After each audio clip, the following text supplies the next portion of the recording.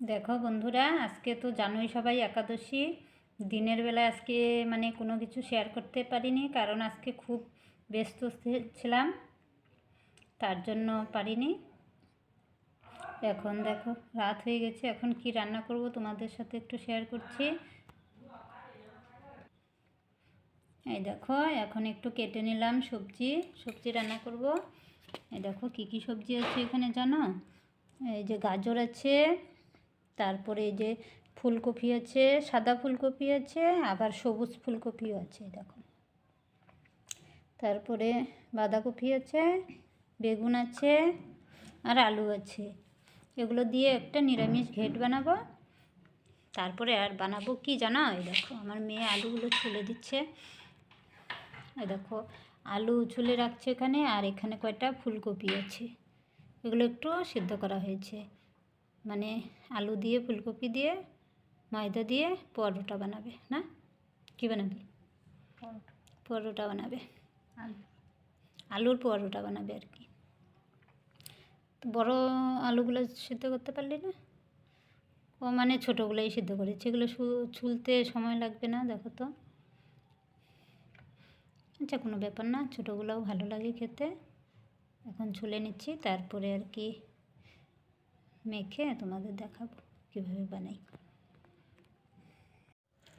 দেখো কড়াই বসিয়ে দিয়েছি, আগে না সবজিটা বানিয়ে নিই, তারপরে পরোটা বানাবো।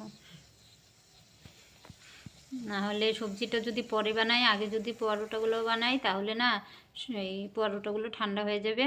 তার জন্য আগে সবজিটা বানিয়ে রাখি, তারপরে পরোটা বানিয়ে গরম গরম খাওয়া যাবে। কড়াইটা একটু গরম হোক, তারপরে সম্বার দিয়ে একবারে বসিয়ে দেবো। এই দেখো বন্ধুরা, আমার সবজি বানানো হয়ে গেছে। এই দেখো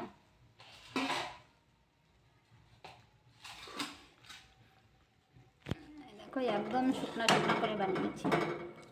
পরোটা দিয়ে খাবো না, আর নিরামিষ সবজি তো জানোই শুকনোই ভালো লাগে।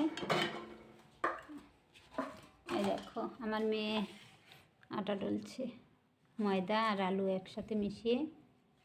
দেখো ডলছে, ভালো করে ডল, আরও একটু লাগবে মনে হয়। দাও ময়দা দাও, ময়দা আর কপি আছে আর আলু আছে। ও বলে আজকে বানাবে, বলছি যে দে আমি একটু ডলে দিই, ভালো করে ডলা না হলে ভালো হবে না। কিন্তু বলছে না আজকে তুমি বানাবে না, আজকে আমিই বানাবো। দেখি কীরকম বানাতে পারে। না পারলে তো তারপরে আমি আছি। পারবি? আচ্ছা, আর আস্তে আস্তেই শিখবি। প্রথম দিন হয়তো একটু খারাপ হবে, তারপরে একটু ভালো হবে, তারপরে একদম ভালো হবে। সবই শিখতে হয়, না হলে যখন বিয়ে দেব তখন শ্বশুরবাড়িতে বলবে যে তোমার মা কিছু শেখায় নাই।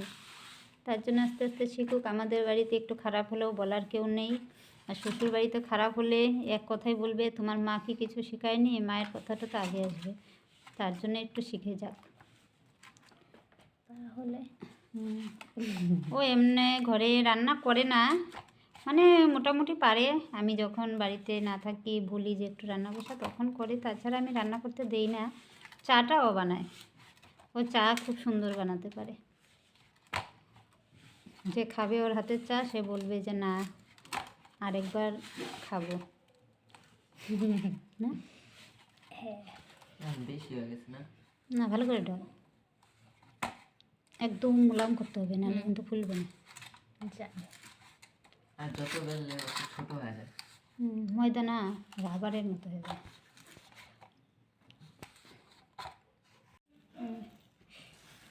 এই দেখো বন্ধুরা, আমার মেয়ে কি সুন্দর করে বেলে দিচ্ছে, এখন আমি ভাজবো। হয়েছে বাবা? এই দেখো কি সুন্দর করে বেলে দিচ্ছে। মায়ের দিকে আলু বেরোয়, থাক, আলুগুলো তো বেরোবেই। এটা দাও ঘি দিয়া। ঘি দিয়ে বুঝবি? দেখো ঘি দিয়ে বলে পরোটা খাবে।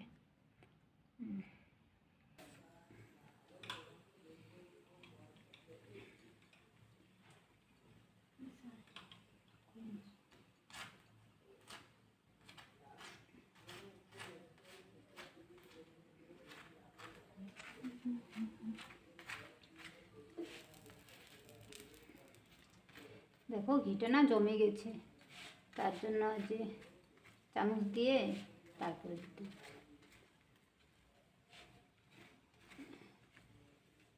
নে আরেকটা বের। এই দেখো আগে তাওয়ার মধ্যে একটু ঘি দিয়ে নিচ্ছে, তারপরে দিবে।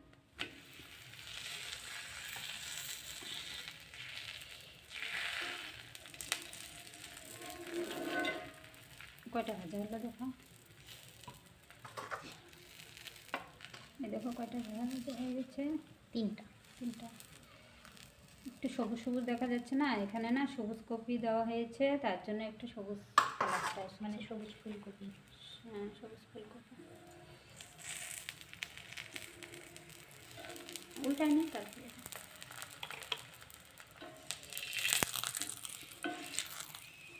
শুনতে নেই না, সামনে হাতে লাগবে সেটা। আজকে নিরামিষ ঘরে না, আমার তার হাতটা- জন্য মানে বসে বসে করতে হচ্ছে না, কোমর ব্যথা হয়ে যায়। আজকে একাদশীর দিন তো আমরা মানে আমিষ ঘরে কোনো কিছু রান্না করি না, নিরামিষ ঘরে সব কিছু করি, তার জন্য আর কি বসে বসে করতে হয়, বেশি সময় বসে থাকা যায় না না। এই দেখো কয়টা বেলা হয়ে গেছে, এই যে আরও কয়টা আছে বাকি, এই দেখো আর কয়টা, 6টা আছে। হয়েছে কয়টা, 12-13টা মনে হয় বানানো হবে না।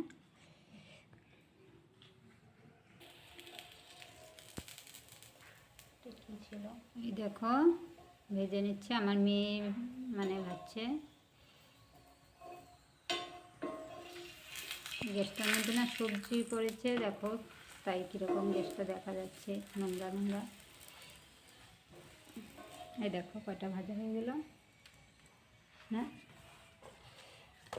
4টা, এখানে তো 8টা ভাজা হয়ে গেছে, আর ওখানে একটা আছে 9টা, আর এখানে আছে 3টা, মোট 12টা বানিয়ে, 3টা না, হ্যাঁ 12টা বানানো হয়েছে।